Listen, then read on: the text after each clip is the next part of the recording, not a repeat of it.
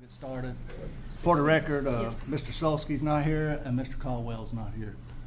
I know some of y'all are here for maybe some discussion on the Winding Oak subdivision. There will be no discussion on that tonight, period. It's not on the agenda. We will not be discussing that in. That's the last time you'll hear that name tonight, so we're moving on. If I might, Mr. Chair, just add one thing to that. Anytime anything is to be on the agenda on a special meeting, it has to actually be on the agenda and given to the newspapers, and it was not put on this agenda, so it will not be discussed in any way. I did not repeat the name, so I didn't break it. Thank you. So we're here tonight to hear application number PDP 2015-10, Dollar General Store.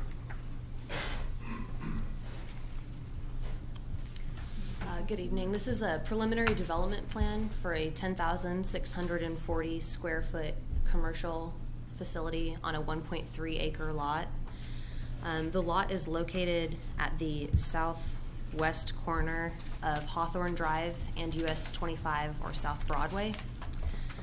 The property is surrounded by R1C zoning in Hambrick Place.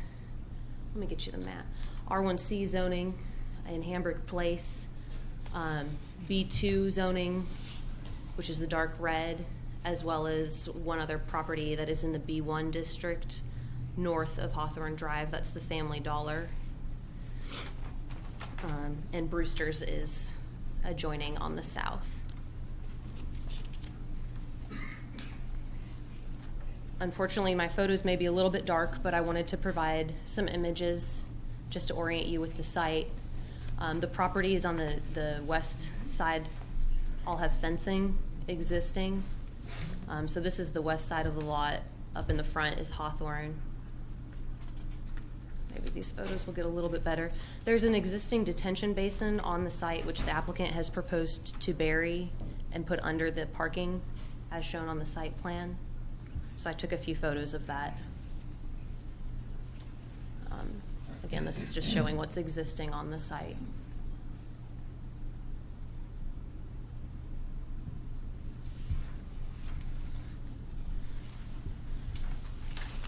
On the screen is the preliminary development plan submitted by the applicant.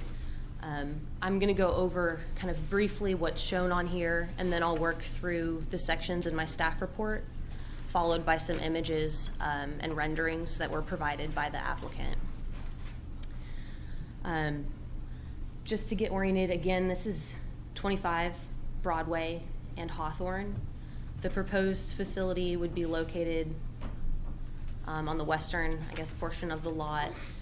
The applicant has provided the building set back 44.5 feet from the west property line.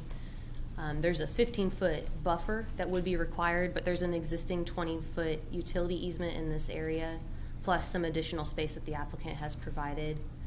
The applicant is seeking to reduce the required amount of parking on site. As you can see, they've shown 36 parking spaces. A total of 71 would be typically required based on the size of their facility that's proposed. They're showing 2 entrances. The primary access point would be from US 25 and secondary access from Hawthorne. Truck loading would be on the south side of the property, as well as their dumpster in this location.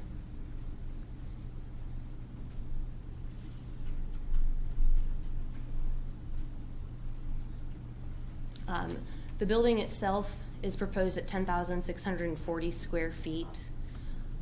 This is the larger of 2 standard sizes for the Dollar General plan. There are 2 different plans that they use on their different sites. It's approximately 20 feet tall in the front, though they did mention that it would taper down a little bit in the rear of the property.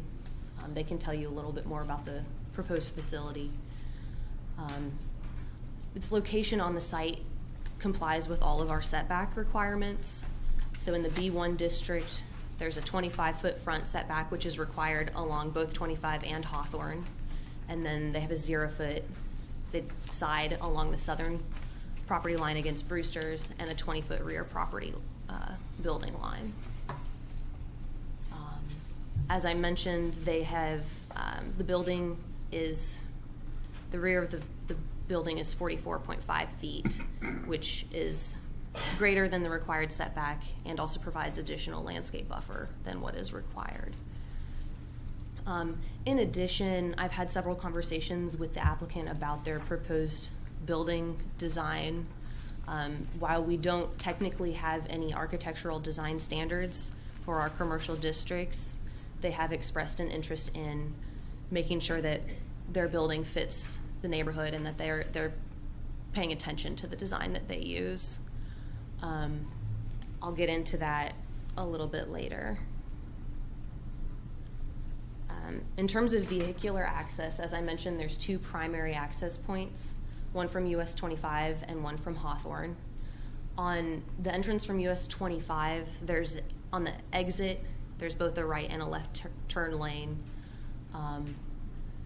We would, require them to show the entrance permit number on or before the final development plan.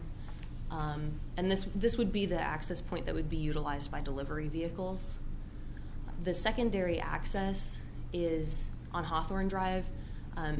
It's pretty close to the intersection of Hawthorne and 25. And so from discussion with our engineer, we think that it would be appropriate as a right in only and a right out only. So if someone's turning from Hawthorne, they can only come in with a right turn. We're worried about stacking being a potential problem if someone were to turn off at 25, turn right onto Hawthorne, and then try and turn left into the site.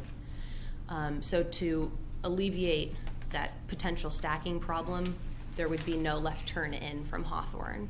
So Brent has proposed that it be a right in and right out only, which would mean we'd need to see a triangle, island, and appropriate signage so that people aren't trying to turn in left there or to turn out left and get back into the neighborhood.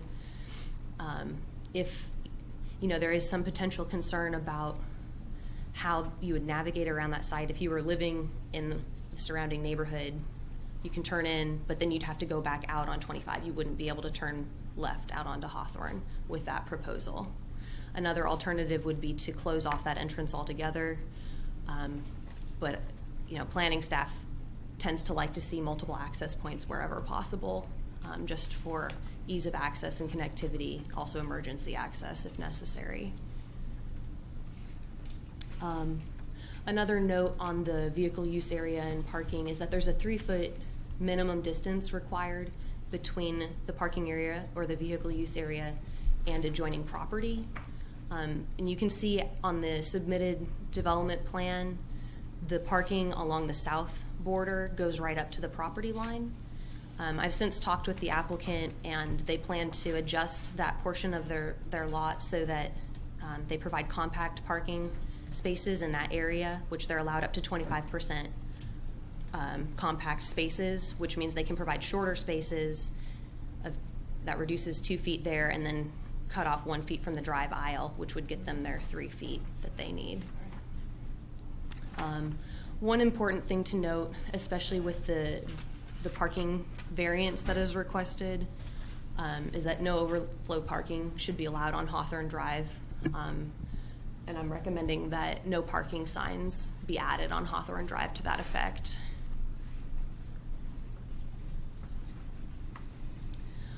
With the parking variance, they've requested to go down from the required 71 spaces to 36. And that 71 is based on a standard 1 space per 150 square feet of building area.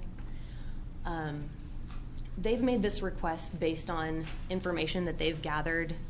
I received information from ITE Trip Generation that there would not be more than, I think it was 23 vehicles in and 20 vehicles out at any peak hour based on this land use.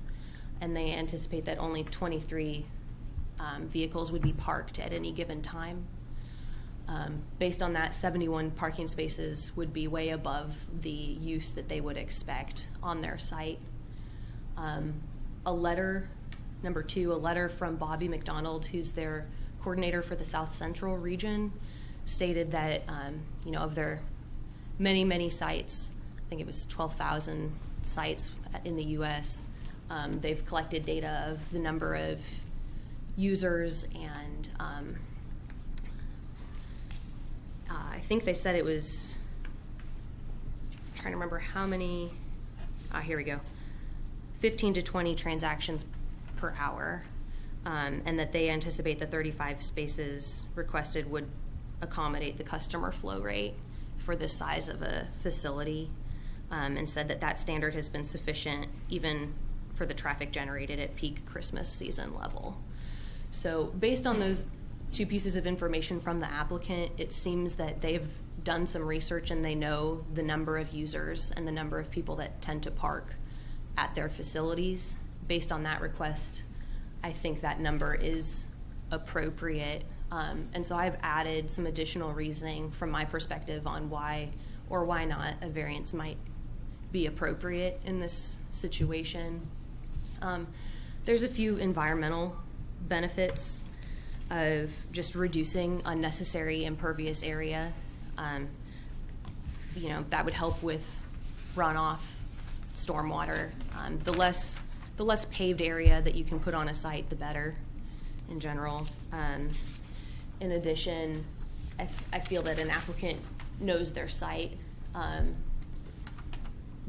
Providing more parking than necessary doesn't really do anyone any good. If it turns out that they maybe have tight parking sometimes, that doesn't really hurt anyone other than the applicant.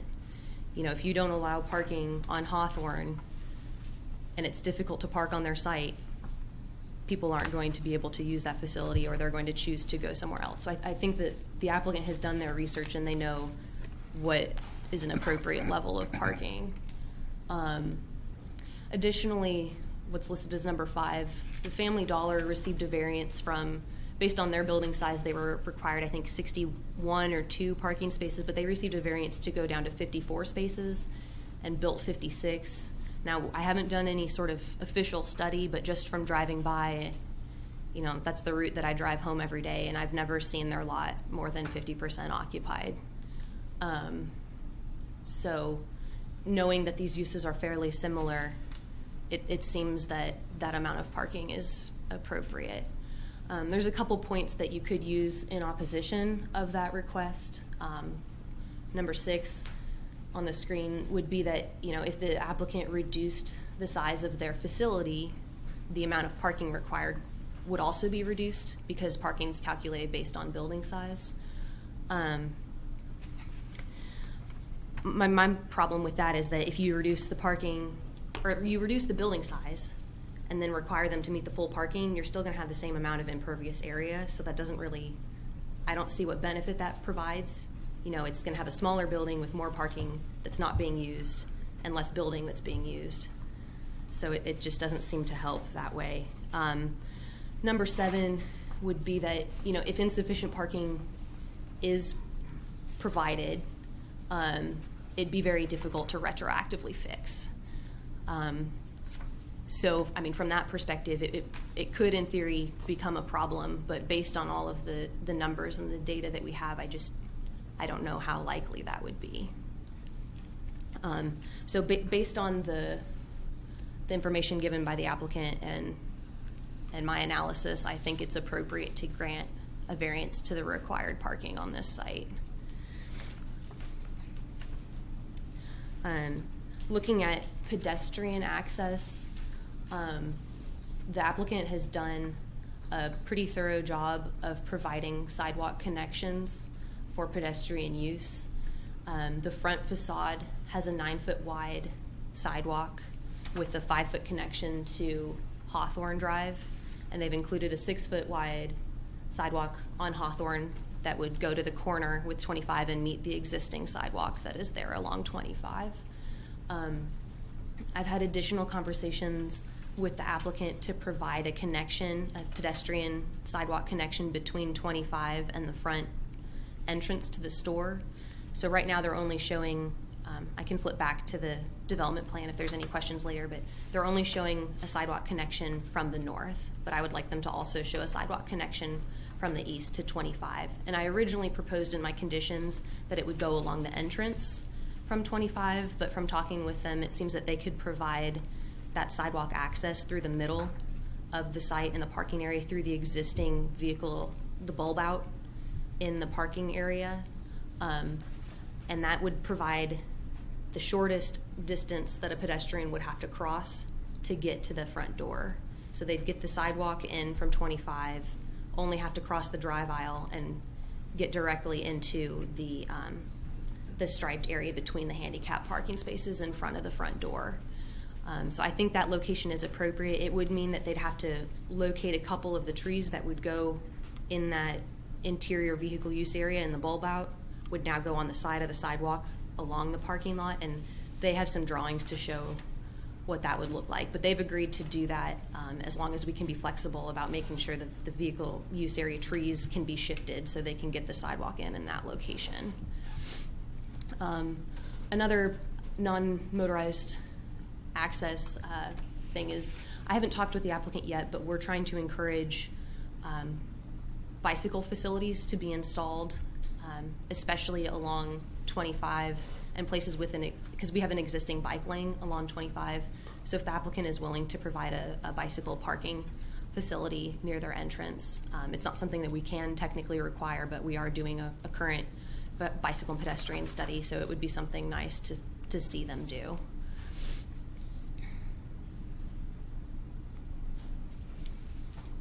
In terms of landscaping and buffer between the commercial and residential zones, there's a property perimeter buffer requirement that I've mentioned before. It's a 15-foot buffer distance that's required because of the commercial adjoining residential. The applicant has provided that 15-foot distance plus some additional distance based on the site there's an existing 20-foot utility easement, and then there's an additional 24 and a half feet between where the building is and the property line. And in that area, they're proposing to meet the trees and hedges required for the standard landscape buffer. And so that standard requirement is 1 tree per 40 feet of linear boundary or fraction thereof, and it has to be a Group A or a Group B tree from our planning manual, plus either a double row of 6-foot-high hedge or a 6-foot-high fence. And they're choosing to go with the double row hedge option over the fence. Since there is an existing fence plus the easement, they felt that the best benefit that they could provide would be through the double row of hedge and the trees to kind of screen their building further, rather than just providing that fence. I would recommend that, if possible, those trees be installed at a slightly higher height, just so that there can be increased coverage, since at installation most of these trees aren't going to do much more than a fence would do. So if the applicant is willing, and based on our conversations it seems that they would be, to make sure that those are evergreen trees, and if we can get them so that they provide pretty full coverage, I think that would be a benefit and a way to provide additional screening year-round so that the building isn't easily seen from the adjoining residents. There are existing trees in the adjoining residential lots that I think would help with additional screening. We can look back at an aerial if that's helpful. For the vehicle use area, based on some of the switching of where trees are being located, originally it showed, I think, a couple of the trees that were located in what is typically calculated as vehicle use interior area were being used as perimeter, but in either case, we just need to make sure that the total number of trees are provided. I think they may run into the same problem that we see on a lot of our sites, which is just that our VUA interior standards are a little bit difficult to meet. And so what we've done in other cases is to allow that the total required vehicle use area and required trees be met on site on the perimeter of the parking. And so in the case of using that sidewalk through the interior of the island, if they can shift trees that would be in the interior to right along it, it's still pretty much meeting, but it's not 100%, but that's something that we've done for other facilities. Also, they've agreed to provide additional landscaping on the north side of the building where, as it's currently shown, there's not very much landscaping there. So extending the property perimeter, trees and shrubs north, and then also providing some additional landscaping in that area.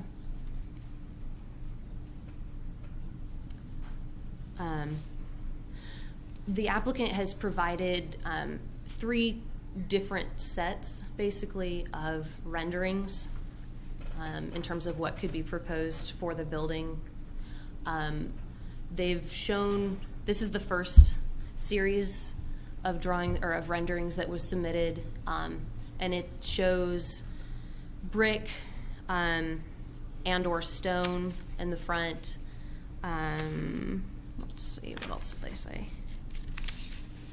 I think they said the crown was like stucco or drivet. Am I getting that right? Drive it. Where did those comments go? There, okay. So brick, block, or stone on the front facade, and it varies a little bit with each of the designs that they've submitted. So I'm just going to flip through these. So this would be the front facade.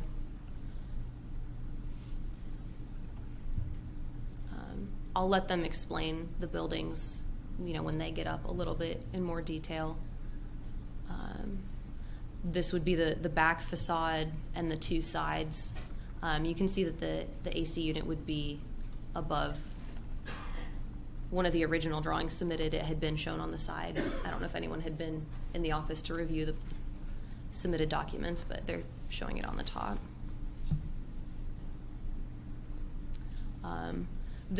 This second concept is what they're calling a constellation or stars pattern, and it's a little bit difficult to see, but I think each of the dots would basically be protruding out and or of a different color to provide the texture on the site.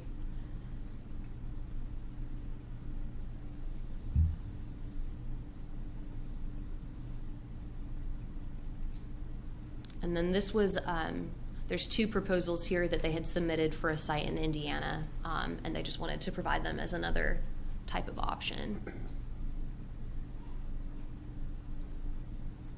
So we can flip back through those when it comes to discussion, but I just wanted to let you know that they're there. I'm recommending approval of this application with the requested variance. Based on the reasoning that I gave above.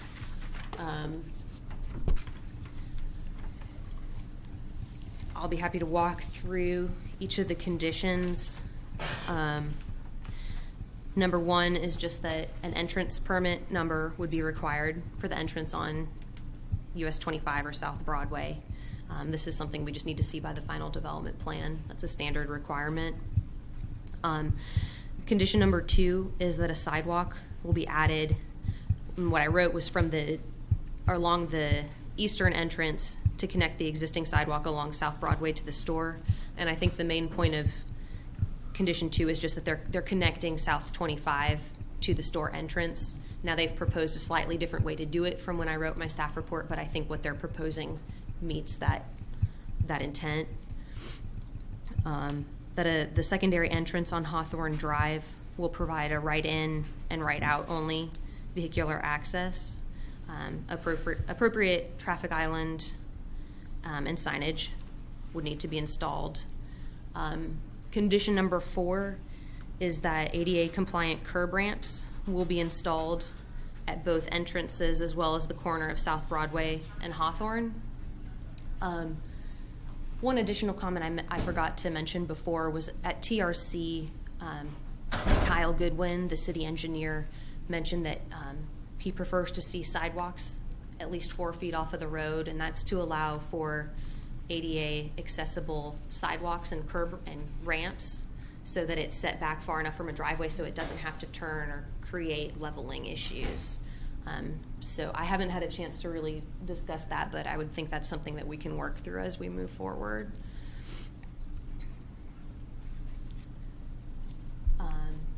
To continue on this second page, condition number 5 would be that they meet the requirements of the vehicle use area landscaping and the property perimeter buffering. 6A is that a double row of 6-foot tall hedge shall be evergreen so as to provide substantial year-round screening. B, I think would be appropriate to strike, and I didn't mention it in my report or in my verbal report, but in the staff report that I wrote, I had mentioned some information about a fencing agreement with the neighbors and maintenance. But based on the applicant providing the 1 tree per 40 and the double row of hedges to meet the buffer requirement, they don't have to install a fence. And so since they're not planning to do fencing, I don't think that 5B is necessary. 5C is that the applicant will be required to provide the standard number of VUA interior and perimeter trees. And this is what I was kind of mentioning before, is meeting that number and volume appropriate, or do they need to provide it technically where it's supposed to go in the interior VUA? I think it's appropriate to shift it since that's what we've basically been allowing others to do. Condition number 6 is one that the applicant doesn't really feel is necessary, but it was just an idea that the 20-foot utility easement along the western property boundary potentially be looked at to be removed if AT&T is the utility that uses that easement. If they're able to get to their box on site using the existing parking, I thought it might be possible to do away with that easement and convert it all to grass. As it is, there's a little bit of gravel at the entrance off of Hawthorne and then down by the utility structure. But most of the area is actually grassy as is, and they're concerned about, precisely how close would the person be able to get to the utility box, and if they had delivery trucks in that area, it would make it more difficult. So it's something that could also be removed, or something that we can just continue to discuss, but may not be very realistic. Condition number 7 is that that's the 3-foot minimum distance required between the vehicle use area and adjoining property. I think we can leave that condition in there as written. They're going to meet it by changing those spaces to compact in that area, but just making sure that if we leave that, they have to comply with that. Conditions 8, 9, and 10 are all standard conditions, basically stating that they have to meet all of our regulations for stormwater runoff,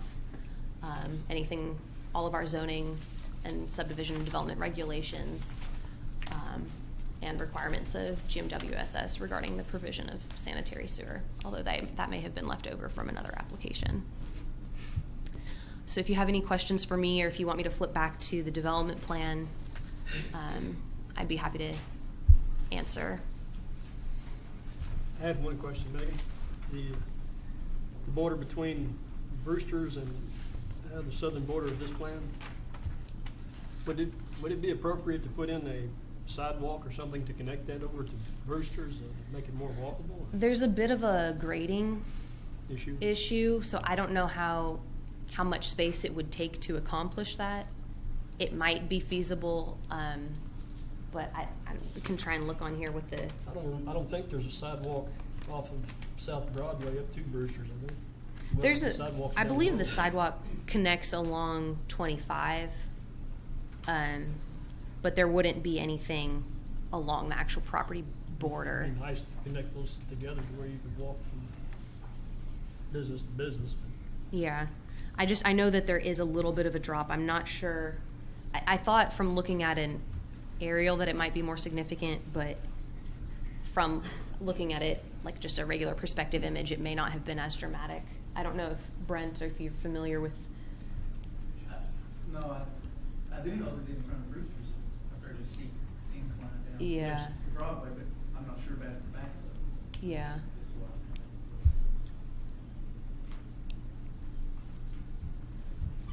Does anyone else have questions for Megan?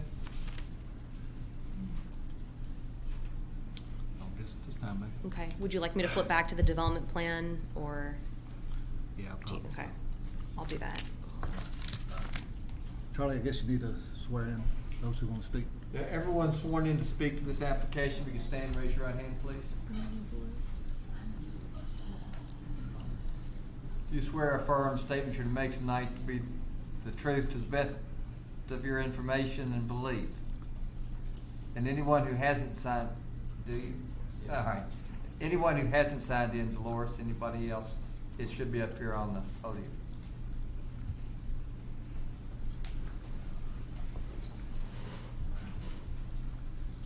Is the applicant Yes. in attendance?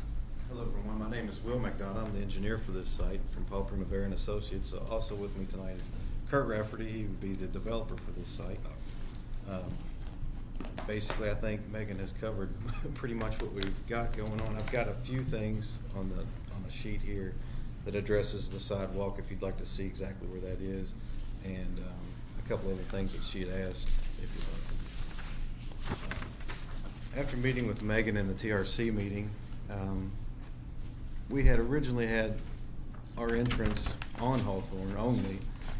She thought that she would like to see it on 25, which is something that we pursued with KYTC. They approved the location. We just have to submit plans, actual construction plans for an actual permit of the approval. Originally, we had the building further back. Now we've pulled it up to the front to have, make the planning and zoning office a little more happy with where the location of the building is. In doing so, it's created us to put all the detention underground, which I think if you've seen in a couple of the pictures, we've been by the site a few times, that detention basin doesn't quite get as full as it maybe had been intended to do. So that's something that we can put underground. I think also you saw a bunch of trash in those pictures, so this will help alleviate some of that issue as well. The site we propose here is a site that, through Dollar General and their requirements, they look to see about 35 spots for their site for this size building, in which we've met, and then we've tried to add as many, and it only came out to be one more for the way this site fits for this building.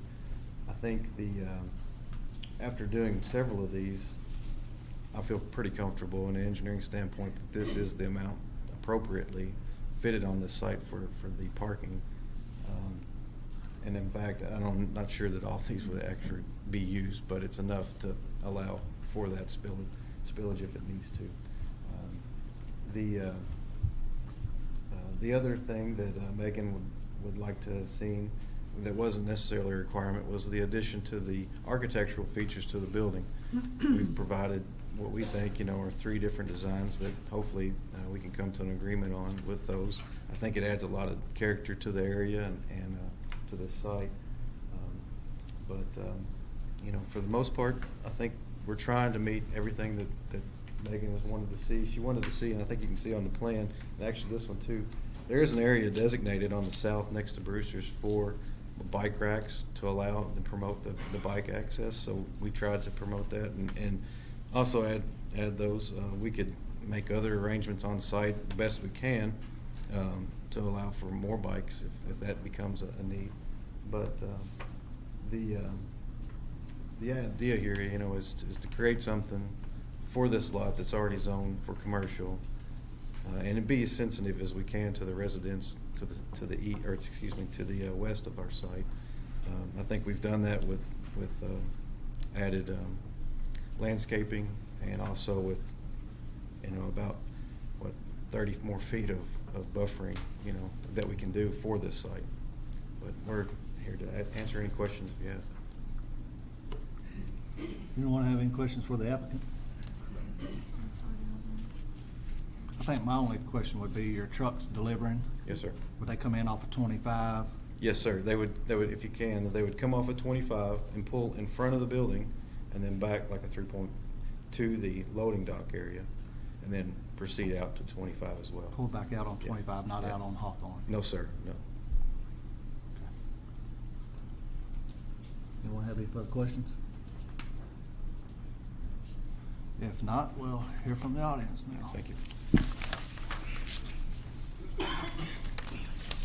I'll leave a plan up here for me wants to look at it while they speak. Tim Brett?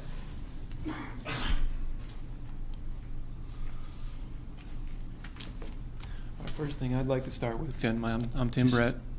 I'll be right behind that building. So first I'd like to start out with, when you were talking about the zoning, you had the two red, you mentioned something about where the Family Dollar is.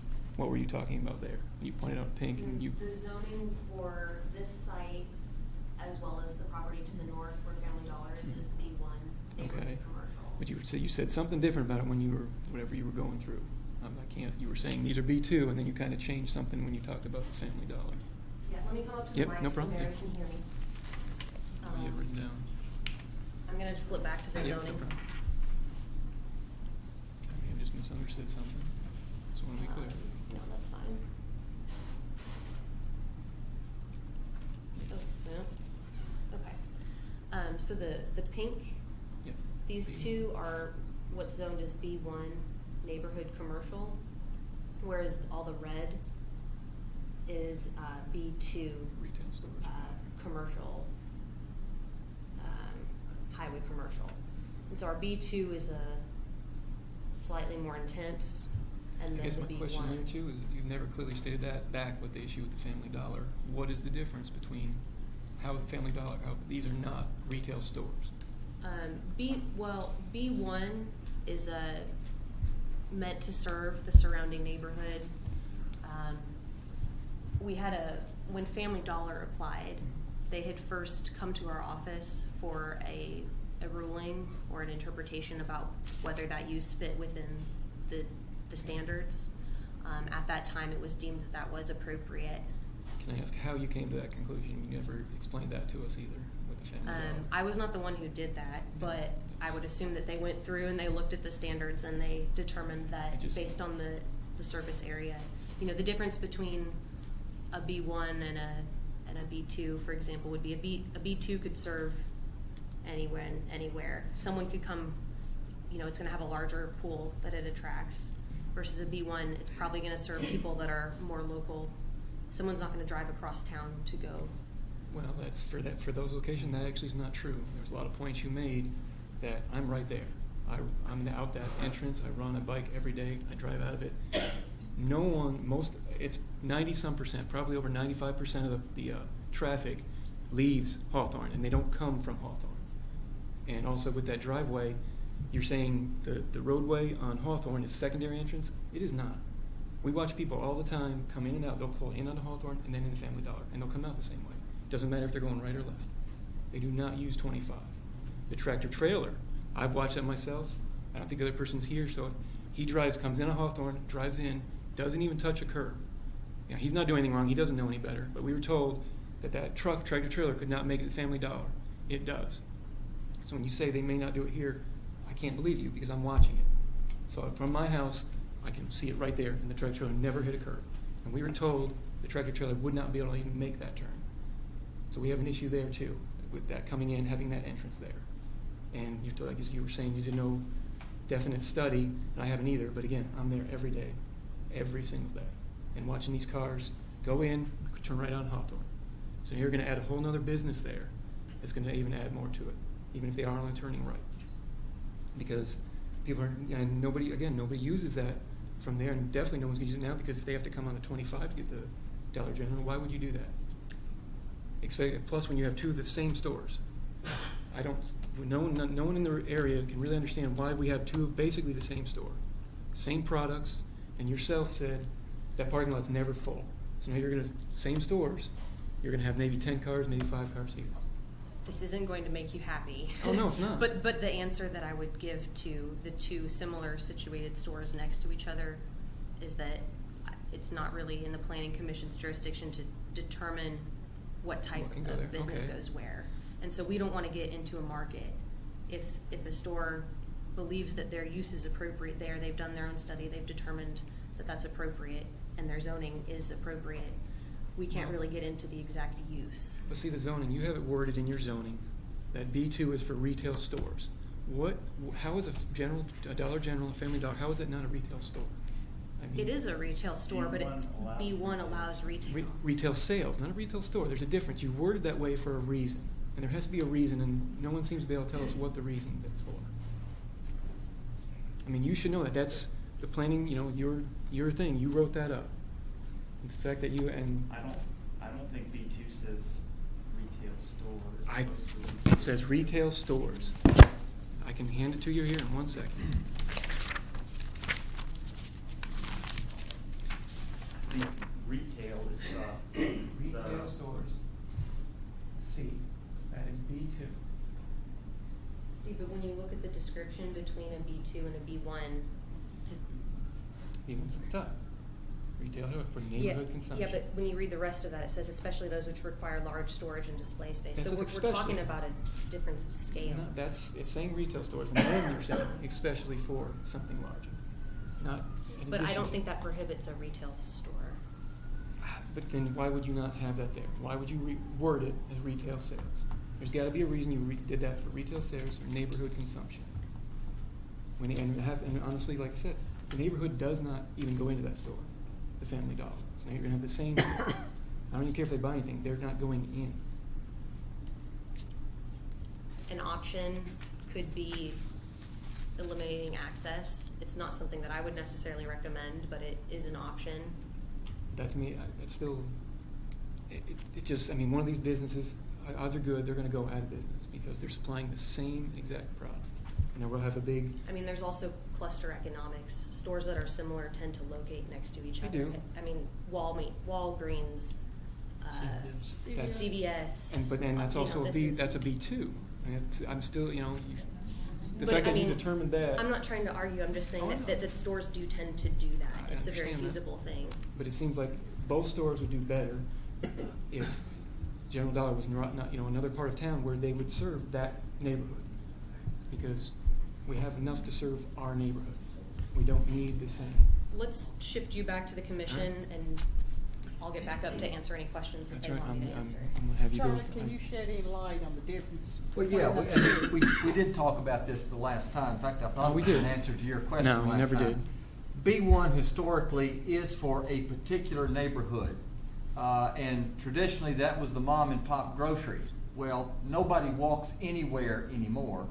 So the days where we had, and many of you will remember, Scott's Grocery, for example, or McFarland's Grocery, it primarily served literally the houses around it because people walk there. Nobody does that anymore. So now what we're talking about more than likely is, as Megan pointed out, a difference of scale. B2 is catering to the motoring public. You've got people coming from all over town, and that is much larger scale Okay. business. The smaller ones, even though we really don't find them walking anymore, and I agree with you, that's just not what apparently any of us do. It's for a smaller area. And again, I think as you pointed out, people aren't going to drive from the north end of town to come to Family Dollar or whichever dollar. They do. Well, I mean, you can't. can't I mean, imagine- neither one of us can really say that I can't without imagine- certainty. You can't say that without any kind of I can't imagine facts. that you follow these people around and know No, where I they don't. come But you don't from. know that's not where they're But coming these from. are a smaller scale operation. And if they do, we can't stop that either. But your point, then that point you just tried to make, should be scratched because you have no Well, idea where they're coming Clearly, from. any point I make, you're going to scratch. And No, that's it's not. fine. If you can That's make me a certainly real your- point- That's your prerogative. But the tradition is they used to walk, now they don't. We have smaller lots for smaller businesses because we need places for smaller businesses too. And while That's I not a don't smaller think people are business. going to drive that far to get to them, if they Again, do, you- we can't stop that either. Well- Nor can we stop which businesses, if they fit the scale, they can go there. We can't stop them from locating next to what appears to be a competitor. Okay. We can't All right, make people see, not that's come from I can across understand town. that. That makes sense. That's clearly stated. But now what you're saying, they're coming across town. retail sales for neighborhood consumption. So that shouldn't be across town. That business is not for across town. So if they drive there, that's supposed to be for a small store. And these are small stores.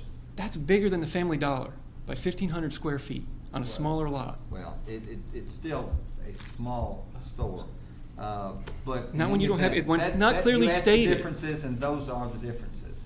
And you haven't clearly stated it. I mean, it should be clear in here, and it's not. And something that's not clear should not be in the favor of the people that write it up. It's not in their favor if something is not clear in a written statement. I understand your point, but I've answered it as best I can with my limited. You answered one, but then Well. that didn't answer it. Again, we still have the issue with the tractor trailer. Because they're not doing what was said in the first one. So, I mean, how are we going to determine that tractor trailer was definitely not going to come in off Hawthorne? Because it's not coming off, it's driving in on Hawthorne and going to the Family Dollar. He's coming in and out that same way. He's not even going back out on the 25. I don't know if there's anything we can do about that. One additional thing would be if Hawthorne is a right-in, right-out, there would be the traffic island, which someone could in theory drive over, but if they can see that in the signage, it should tell them not to do that. Well, the best thing, at least for, it's kind of a little off subject for the Family Dollar, there should be some kind of a poles constructed with a height requirement where a rig would have to hit that pole and knock it down. Because otherwise he's just going to drive in. He's driving in and driving out there. That's how the delivery for that one's done. I've watched it. You had to swear in. One day I got home early, watched the truck drive in, and I wanted to see if he'd hit the curb. Never even touched anything. He can easily make that corner, and according to the engineer for that one, that couldn't happen. And it happened with no problem. And my neighbor, one house over, she watched him come out. And then just on another point, you were talking about something to add to the neighbors to blend in nicely. I mean, a block building does not blend into our neighborhood. You're saying that's part of the criteria, and that I don't see how that blends into the neighborhood at all. We don't technically have standards. They are doing more than is required. I don't see how you don't. That just doesn't make sense how you don't have standards for it. I mean, that's part of the Agree. planning commission. I would love to have design standards. That doesn't make sense from, I'm glad you're saying that, I just don't, the planning commission's telling you would love to have it. You're the ones in charge of this. We'll be doing our comprehensive plan update starting this summer. It's a process. Okay, it is, Unfortunately, but, takes time. our neighborhood, we're not really happy about the process because we feel we pretty much got, I don't want to say it, but rolled over on the Family Dollar. And, we were trying to make changes, and the only change we got was we did get the letter. We actually got that, surprisingly. But that's the only change. Because on the corner there, that thing is horrible. And there was absolutely no standard for that one compared to a neighborhood. So I'm looking at store, and my house is behind the neighborhood, so I'm gesturing that. That's why I'm gesturing that way. It just seems like we should be getting some kind of answers here. I went around personally when we didn't get the letter, when they threw stuff on the Family Dollar, 23 houses. Out of 23 houses, one person was for the Family Dollar, one person was indifferent. It's like, it comes, it doesn't. Someone up here, I can't remember who, even said, we want happy neighbors. We're not happy.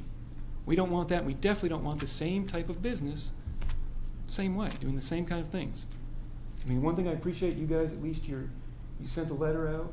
You're willing to do more than Family Dollar ever wanted to do. Like the trees they have, the landscape, they've been, I don't know if they're dead, but they're bare. So we just have sticks sitting there, and that's all we have. Hopefully they're going to grow. We have no idea until it gets a little warmer.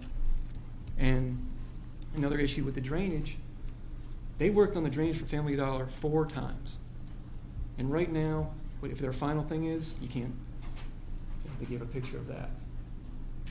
I was just going to zoom back to the development plan. Yeah, okay, yeah, go ahead. On the other side, you can see where it drains through. On that back, on this side, I guess that would be the west of the. Sorry. Right here, that is where there's another drainage. What they have going underneath the road, in front of that right now, the main thing keeping any debris going in there's hay bales. And that's been there for probably 4 months. And again, they've worked on that 4 times at least, possibly 5. And I'm not exaggerating. They never got that right. So there's another worry if something were to happen to there. That's under the parking lot. What's going to happen with that? That's going to be torn up. I mean, I don't know how else you'd fix that if you put a parking lot over that. But that still has not been corrected in the Family Dollar. Again, I still just, your point about cars driving by, I mean, I just really don't understand. And again, maybe you can't, like you said, you can't stop a business from going there. But according to the Planning Commission, one of their first paragraphs is fair and balanced and stuff. And it just, how are you putting 2 stores that have the same products right next to each other? It just seems like they're, when the Family Dollar isn't getting a lot of business, she even said, she even saw it doesn't get a lot of business. So you put the same store, they're going to take away from each other. So it just seems like one of the stores have very good odds, one's going to go out of business. And we're just kind of an empty building sitting in front of a neighborhood that we liked. I mean, the biggest thing any person, any family probably buys is their home. And that's why you have so many upset people around that. We did not, had no way we thought would there be some kind of a retail store. We had this discussion with the Family Dollar. We thought it would be banks, a doctor's office, maybe even a hair salon, something along those lines, something that's 9 to 5, not open till 9 p.m. at night, maybe later on the holidays. There's just nobody happy there. I mean, you got a lot of people that want to come in, couldn't. My one neighbor I'm really good friends with, her mother had surgery today, so that's why they're not here. Otherwise, he would have been here. He's a pastor just down the way a little bit. And nobody's happy about this, and we haven't been from day one with the Family Dollar. Okay. I guess that's all I have for right now. Okay. Next. David and Kathy Clay. Well, it's gonna be in our backyard, and I'm not happy at all. We are where we live. We live at 101 Hawthorne. State your names, please. Kathy Clay. David Clay. Thank you. When we had the rain, not this past rain, but the rain before, what we call the cow pond over there that they're gonna put their parking lot on top of was nearly full. Where's that water gonna go when there's a parking lot there? It's gonna flood 25 or it's gonna flood my house. What are they gonna do to keep that from happening? Brent, Brent? can you talk to that?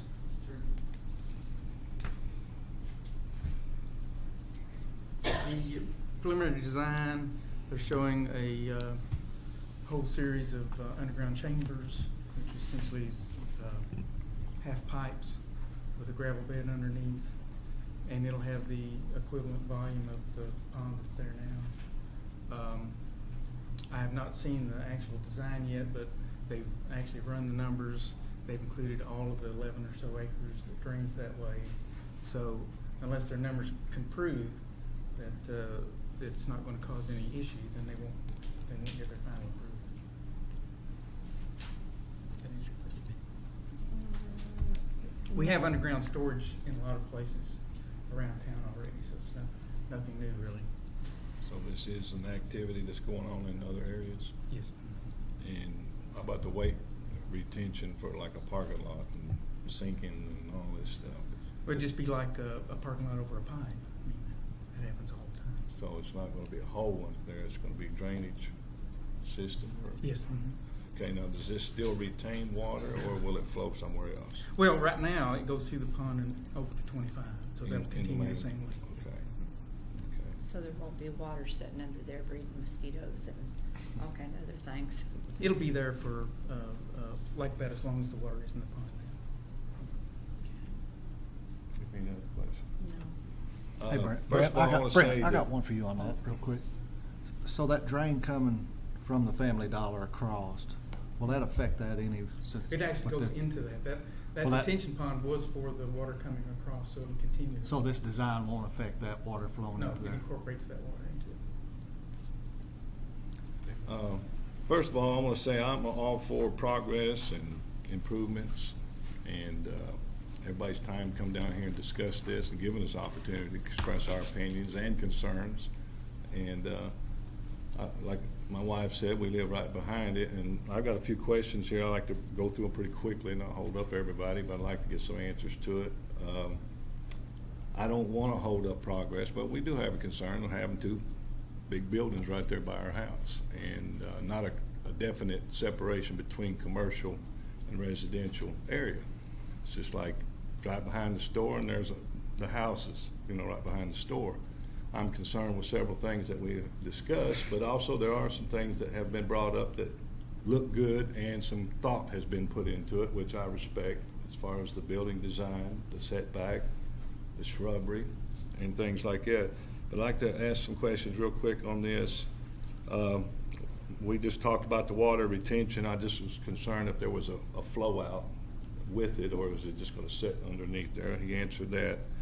Material used for the back of the building, which would be facing my house, my neighbor's house, and it showed just a plain back. Is that block, metal, tin, or what is that? The original drawing submitted is shown as metal. I'll let the applicant provide any more. The very back of the building is our house. And all the air conditioning system, HVACs, and everything will be back there too? They're up on the roof. And they can be shielded by the metal panel. When you raise it up higher, they can be shielded underneath. And what about sound of the operation? We already hear what's across the street from us, and it's on the other corner at night. They just run, kick off. Excuse me, you guys really need to address your comments up here, because the commission needs to hear what all is being said as well. Okay, I'm sorry. I'll bring it up a little bit louder. Good. We already are concerned with the sound of the HVAC systems from the Family Dollar, or I'll get mixed up which dollar we're talking about, but the existing dollar store running at night, the HVAC systems. You hear them kick on, kick off, just an added sound that, that we're concerned with across the street, me and the other neighbor. And I'm just concerned with this building being right there by our house, I think it's 40-something feet set back. Now, is that 40-something feet set back from the access road or from our property line? It's from this property line right here. So you got where's the access road? This is the access road, and this is the additional buffer. Of 20? Yeah, the 15-foot plus an Matt, additional. Could you buffer. show us on the screen, please? Okay.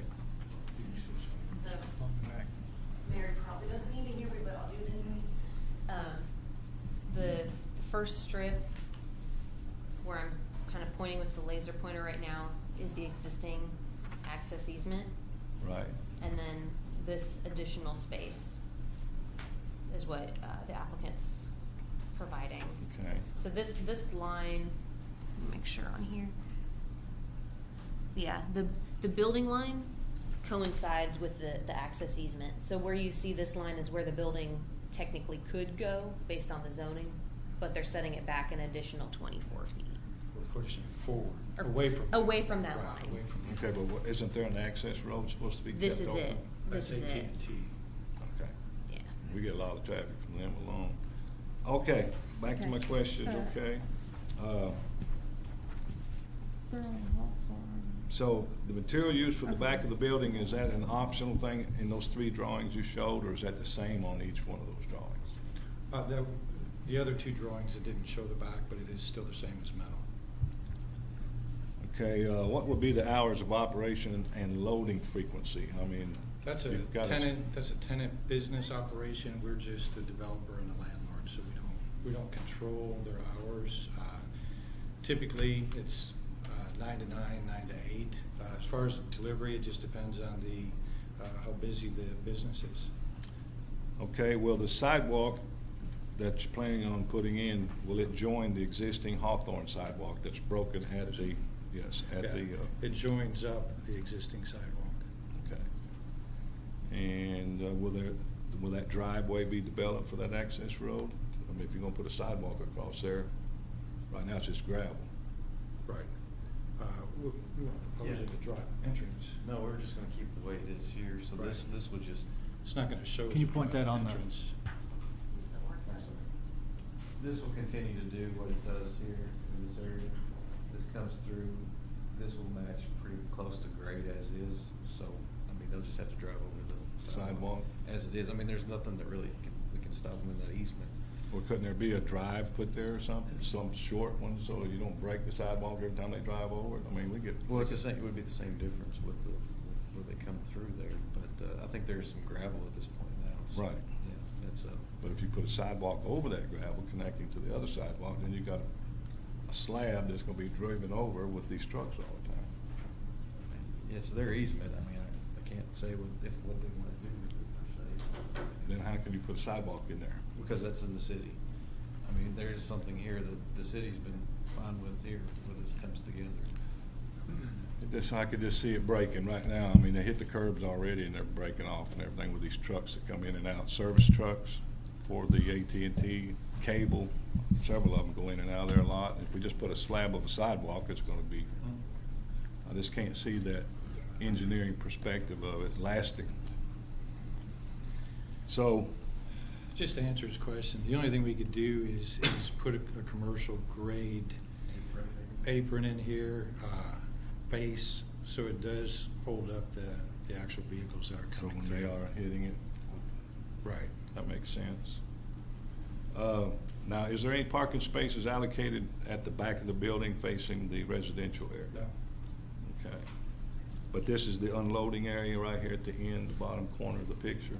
Yes, So they come in off of 25, come around here and back into a loading dock? correct. And what will determine which building type goes in there? You've offered us 3 views, but who determines which one we get? You do. Yeah, public opinion, I mean. we just- Okay, I didn't know if there was some other criteria that you had to go by. We're just providing a design to look at, 3 different ones. I could provide 5 more. We could totally redesign it, but just to give an idea of how we're trying to match the neighborhood, commercial business, not houses, but match the neighborhood commercial. That's why we provided what we did. I wish we had those kind of choices on the other building I think, you know. that went up. From the detail on some of these renderings, I mean, it is, the guy said just block only, but it is brick. Brick, You know, stone, and a lime. decorative. I like the first one that came up. It had a presentation about it where it looked like of a good quality. And I think houses actually in this neighborhood itself, I mean, they're not all brick themselves, there's some just white siding as well, so, I mean, we're not, you know, Right. just opposed to that. Well, that older portion when we was building in there, that all those were primarily 3-sided brick, front and 2 sides. Backs were all vinyl. Then as it progressed, it went vinyl brick, it went all over the place. But I hope you can understand our concern. I mean, you don't live near these areas. We do. We have concerns, and we hope that. And another thing that bothers some of us in the neighborhood that's not here is real estate value. How does it impact our homes? Has any thought been given into that with this respect to the building? And apparently you guys are you represent Dollar General? 100%, Mr. Rafferty. But just as a builder, Well, we're the developer. Developer. And we also own the property and lease it out to Dollar General. We don't represent Dollar General. but those kind of things are concerns of ours. And now we got 2. I would prefer, like one of the other gentlemen mentioned, was if it was a variety of a different type of business that would serve our neighborhood, a dentist office or a optician or anything like that. I mean, that would be a preference. But I see there's more concern being put into this one than we had in the other one. And it's a lot more quality, it looks like, and consideration for our neighborhood. I just never realized that we could build over that. My grandkids call it the Grand Canyon. When they were younger, I took them over and I said, this is the Grand Canyon. Took them on a tractor and all that stuff. So we'll be losing a canyon, but that would be nice to get rid of that pond. And I just hope that these issues that he had brought up about the Hawthorne Drive, the driveway, he is telling the truth on those trucks. And if you as a truck driver, you take the easiest route. And if it means turning off the main drag when it gets busy, they do, and they get in them side roads and get in them parking lots. So that is something we really need to consider. I don't think there's a turning lane other than the right lane provided for the other store that's already there. And I think it was mentioned that there would be a turning lane. There's a center lane. On going north on 25. There's gonna be there's already a center lane, that's what they can get into to turn into this new proposed building. But coming the other way, they're already in the right lane, and they just come up there, and if there's too much traffic behind them, they just come on in our street and go in there instead of making that turn in I there. don't think they'll be able to. You said there's gonna be an island in there, isn't it? Right in, right out only off of Hawthorne. Mhm. And can I say something about the Family Dollar store? Their entrance, which you can see, if you will, on the top side of our page, it's like a 38-foot wide entrance, where with Dollar General, they require a minimum of 36 to get trucks in and out, so they clearly can make that turn on Family Dollar. Ours is actually 24 on this side. On our street, On our, Hawthorne. yes, so we have no intentions whatsoever, and Dollar General wouldn't even accept this plan from us if we were to show this 24-foot wide. This one here, or this one here. 36. Yeah, that's 38 feet, yeah, you can, yeah, that's designed to allow trucks to come in and out. But that's what we was told, Yeah. it would not be designed that way. But we're not proposing our trucks in any form or fashion, and actually we're reducing what we would normally have as an entrance down to 24 foot, which is a standard entrance for vehicular or pedestrian, just regular people's vehicles, not commercial traffic per se. So this entrance here, you can see, is a little wider. It's more along the lines Right, of this. right. Well, it's good to point out. So I just want to make sure everyone's on it. I know Family Dollar must have given you guys a lot of trouble, and we're not associated with, nor did we design that site, so I want everybody to understand that. We're proposing something completely different, it seems, but just want to make sure everybody's aware of that situation. Well, our concern would be the sound and the noise of the HVAC system, the shrubbery, the separation between our building and our home. Even though there's a fence there, the house is up here, and it's a 6-foot fence. When you're on a patio, the fence is way down here. It's just like there's no fence other than walking down in the yard. So there would always be that observation of this building. I'd rather see shrubbery and trees instead of a building, the backside of a building, all metal. And hopefully there will be no parking allowed back there or made for it. And the noise proposed may be by the trucks loading and unloading. That's what our concerns are, and property values in the area. Of course, it'd be more attractive to have a little doctor's office built there and your home's close to a doctor's office instead of a retail store.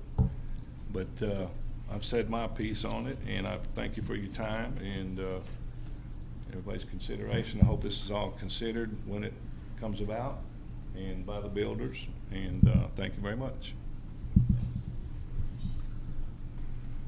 Dolores? I was gonna wait till the end.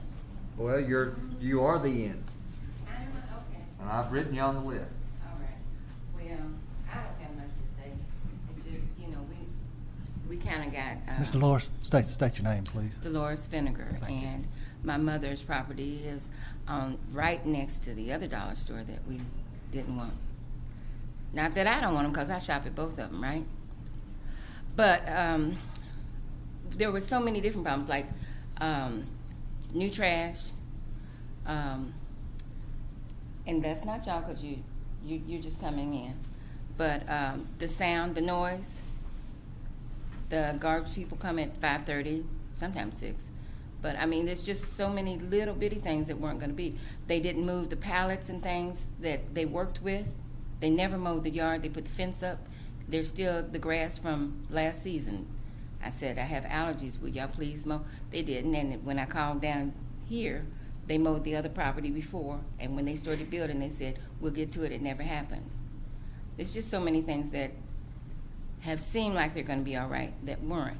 Now, we hope that this is going to be all right, that they're going to do what they say. And I know that there are some attractive buildings that could really work for us. Personally, I don't see how the two stores, and I know it's Dollar General and Family Dollar competing against each other, but I'm in the vein that Tim is. They're going to be competing against each other, and you can see it with the Walgreens and CVS and see who's doing the business and who's not. One is outdoing the other, and at some point with the dollar stores, I believe one of them will be closed and we will have an empty building. Not trying to project that. I'm just saying the businesses could have rethought this. And I know they've been over there and working on that water, the hole, the big hole that we have there. Like this winter when we had the snow, they moved the snow. It was all right in that area to go down the drain, which didn't. I'm sure when they have the removal of the snow, it should be in a better way, right? So that people can get in and out. But it was all on this one side because it would be less people over there. Family Dollar moved all of the snow this way, and it kind of was in the road instead of moving it completely off. So when Dollar General gets over there, they'll really have to find some place to put it. Really have to find some place, but they might have because they won't have that much business. I think right now they're doing more business than, well, I'm just saying. Right now I think they're doing more business where they are than if they move. Just because if you go by there, and I know that everybody can't be in the new restaurant or even the ones that have been there, everybody can't be in there. But if you go by there, you see more cars there than you do at the new one. So, I mean, it's like some places where you go with that there's a gas station on every store, on every corner. How many of those places that you've been to that there's still a gas station and not an empty lot or an empty spot? You know, you might need to think about what we're doing just for the competition of that money for, 10 years maybe? You know, I don't know. I'm just saying, I know it looks good right now. And when we came before, we were worried about all the trucks and all the traffic that would be going through our neighborhood. And I don't know, we don't have anybody here that says how many people have gone back through there running really, really fast and all that. I know there's a lot of business in and out, and it's just, they do go out. I have seen some walkers coming from our neighborhood, but I'm sure it's the same at the other store, at Dollar General. I'm sure there's plenty of walkers coming there. We have had a few walkers. I've seen them carrying their bags, but usually they're walking out this way, which could be the other side of the neighborhood. You know, doesn't make a big difference on which direct neighborhood, right? Because we got people that live across the street, we got people that live behind us, and people over here and there. But the big problem is, it's just the way we were treated on the last one, and most of us are feeling like that we're going to be mistreated on this one. So if we're waiting on somebody to say, is the water going to drain and not cause a problem or whatever like that, will that actually be done? Will y'all make sure that it's actually done, that there's not going to be a problem? You know, like before we were waiting on, what was it, the state was supposed to give okay, and it hadn't been given? For the entrance permit. Yeah, and it hadn't been given before the okay was, then they were building and all that kind of stuff. It's just so many little bitty things that don't seem to be matching up to what's being said. That's all I have to say. What's the street your mother lives on? Hawthorne, 100 Hawthorne. Thank you. I have a few questions that I got, right? Was there anyone else? There's no one else. Can I, I'm not on the list, sorry, I was like, can I go ahead? Can I talk? You swear I affirm what you're about to say? I was standing up here. Oh, you were. What's your name, please? Misty Clay. Misty Clay? Clay? Yes. So I also live, can you bring up the map of the subdivision and neighborhood and surrounding? What street are you on? Hawthorne.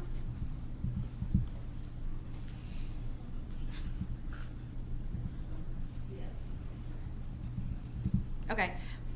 I also live on Hawthorne, so I just want to point out that we do not want the store. We do not want the retail business whatsoever. It devalues our property values, and honestly, it's just going to be another eyesore in Georgetown. As you can see on the map, we've got Washington Square area, we've got McMeekin Plaza, we've got Indian Acres, all places that built up and now pretty much abandoned. And that's just in our general area. You know, you go around Georgetown, they've got Pioneer Plaza, over behind Taco Bell, all the stuff that we built up, and now it's just nothing. It's empty. So I don't believe that we need to establish another building in a neighborhood, in a residential area, to have something else just because they don't want to establish their current location. They don't want to expand on that area. And that was pretty much all I wanted to say. Just that we don't want it. It is going to increase traffic flow. And I was late to the meeting, but I did not hear anybody state, this is how much traffic has increased as we've added the Family Dollar, but this will increase traffic some more. And it's a resident area. It's not a commercial area. So, all right, thank you.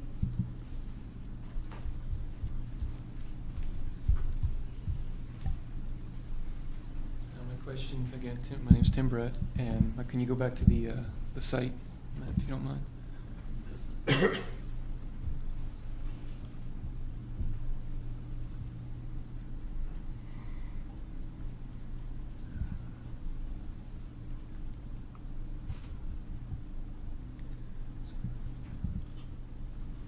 So my other concern then would be, for myself, my house is right there. That's my backyard, would be backed up right to where the loading and unloading is going to be. And I see there wouldn't be any kind of a wall, a few trees, so I'm really going to get a lot of the sound, even more than Dave. My same concern would be something done to the back of the building, or would be more appealing, and hopefully, at least, like she had stated, hoping to get bigger trees. If we can't do anything where it's nobody really wants it, but if we're getting this, no matter what we do, what we say, can we get more shrubbery? We would really like to evergreen, something that's green all year round, something that's fairly solid. Maybe they're close just where they're just touching so we don't see the building. And maybe a darker color like the front. If it has to be metal, if that can't be changed, can we keep the same color as the front of the building? And Steve Smith, you brought up a point about a sidewalk back here. If that were to be the case, I understand that. That would be kind of convenient for people at Brewster's. My concern then would be there's a circle here where the post office is. The cars come in, turn around, and if there's not enough parking, people can't come in, they'll start parking, and again, that's the side of my backyard. So if they are going to maybe put a sidewalk in there, like she had proposed on this side of the road, because we have no parking here on that side. So she's saying have no parking signs there. In that circle behind my house where the post office turns around, could that be a no parking too? I'd like it either way, but definitely with this here, I think there'd be more walking traffic, and then if they can't get in, they may just walk, say they live down in the neighborhood where the post office is, where the CVS is, they're back there, they may just drive in, park on that circle, and then walk to the Dollar General. That way they wouldn't have to get on 25. So I could see that being full of cars. I think that seems very realistic, because if you didn't have to get on 25, it'd be a lot easier to come back from that neighborhood, turn down like you're going to Pizza Hut or Brewster's, I can park in the circle and just walk to the Dollar General. And then I'm just going to have even more noise there than, cars turning around. Obviously I can't do, that was there before I moved there. I know that was going to be there, but not cars parked there for that kind of thing, because they park there now sometimes for Brewster's as well. I don't know if there's anything we can do about that for this application, though. Maybe not this. I guess maybe that's future. I'm just considering if that sidewalk were to be put in. I'm not thinking that way, but I think I can see it being a future. Actually, none of the cul-de-sacs in town are supposed to have parking out there. I'm not sure if there's any signage out there, but there should be signage. No, there's no. Yeah, because we have no parking on our cul-de-sac. No cul-de-sacs. Then there's another issue, something else brought up, which I like they can't turn. They can't turn left, or is that what you're saying? No, they can't turn in from. If they turn on, they can't turn in there. People then now, okay, they can't. They don't want to come down here to the 25 entrance. They'll pull in here. Ours, Dave and mine, that's our cul-de-sac. They'll come in, turn around our cul-de-sac. That'll cause a lot of traffic right there, because that's the first turnaround. I can see them driving in, turn around, then go in there. We can see that being a big issue. Luckily that really hasn't happened with that, because they'll just pull in, but then they pull in there. But now, which I'm glad they wouldn't be able to pull in here, come straight in, but they're going to have to turn around somewhere. So either they'll come to a cul-de-sac, or they'll pull in there, back around, come back down and in. That seems very realistic. That's what people do. I've probably done it myself many times at some place, but we can see those issues. things hopefully we can look at, and again, maybe doing something more for the trees. Again, maybe having that dark color on the back as well. Having some nice tall trees. And something that's evergreen, again, where they're just touching, so, at least when we look back, main thing we'll just really see is trees. And have that, I would think the trees would help with some noise as well. So I just hope some of those things are considered and really looked at.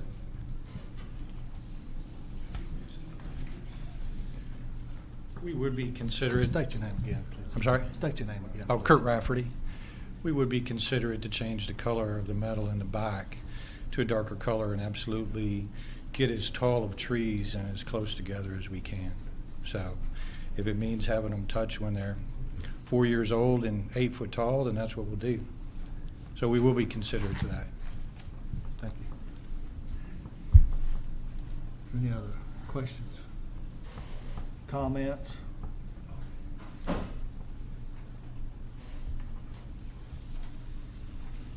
there's no further discussion on this issue, I guess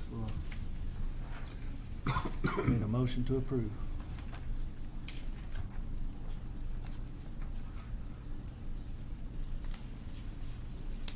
I guess first we probably are to vote on the variance, Charlie, or? You can either do that separately, or you can do that as part of one motion. It just needs to be clearly stated. So if you make a motion, include the variance, or just to vote on the variance? You might also, Mr. Chairman, note, I believe when Megan gave her presentation, she said 5B could come out. Was there another one? Six, there was some discrepancy on 6, Yeah. or? Number 6 could be removed. It was really just, it says that we would pursue it to figure out whether it'd be realistic. It doesn't commit them to doing it, but it's probably not very likely. But at the very least, in 5B would need to come out. 6, if it doesn't really, if it just kind of guides the discussion and doesn't really require anything, it can actually just stay there. You all can discuss it. If it's not feasible, you don't do it. But 5B would need to come out with the motion.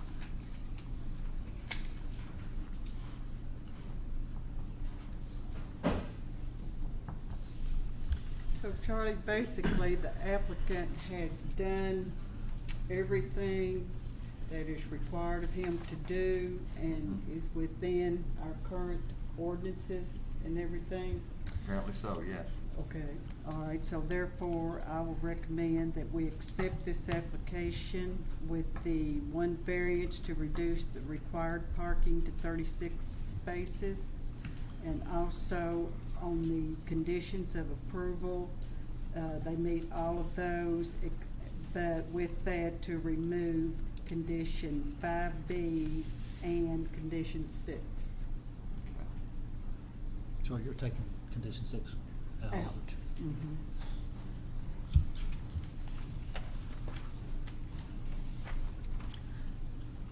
I'll second that motion. We have a second by Mr. Shirley. All those in favor? We'll do a roll call. You want to do a roll call? Do we need to make any mention about the, About the buffering and possibly, I know along the back of the building, Get taller trees? well, taller trees and also, About the I chambers. think if we can somehow buffer the noise and the sight of those air conditioning units for the houses along the backside. You did One- mention that would be something that could be accomplished with a higher. One thing, if you wanted to switch out, the one tree plus the double row of hedges, you could do a double row of evergreen trees Staggered. that would staggered, that could provide more screening that way. That would be one way to potentially switch that out. Megan, it's not shown right now. Can this row of trees be continued on in behind this? Is that the dumpster pad I'm looking at? They shouldn't go through the easement. There's an easement, and then that first block that's kind of in the corner. Yes. That's a utility easement, but it could come back up around it, like in between that and the dump. Well, they'd have to scoot their dumpsters, but it could extend farther. They can't go in the utility easement, All right. that wraps around the corner. I'm just looking to provide them all the help I can. Yeah, they could, they could extend it. That's also that looks like an easement on the front too. Yeah, I mean, you could just state clearly that it goes up until the easements wherever possible. And it was mentioned earlier about the preference for the building's front facade. Would now be the time to address that?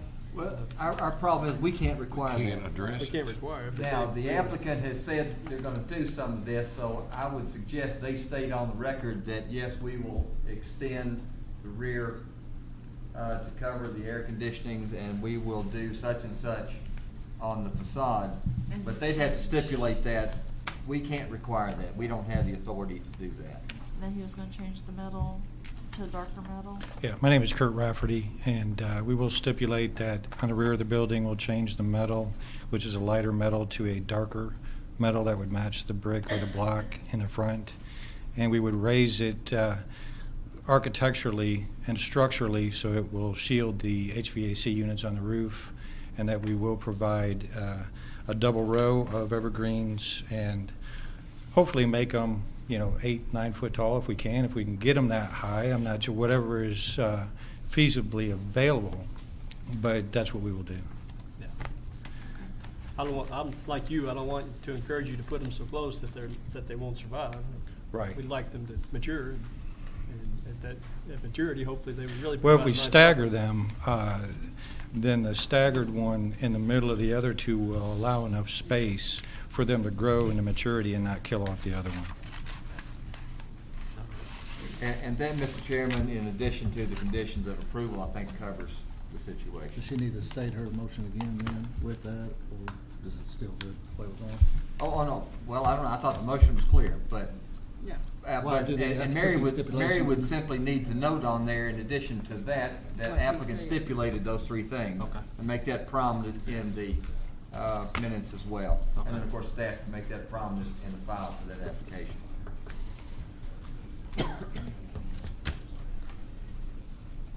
We'll do a roll call. Mr. Wiseman, Yes. Mr. Moran, Yes. Mr. Shirley, Yes. Ms. Holland, Yes. Mr. Smith, Yes. Ms. Mizell. Yes. Motion's approved. I'd like to commend the developer for his willingness to work with these issues, concerns. We'll need you guys to come up and And I sign. need one of you gentlemen to sign off on the conditions.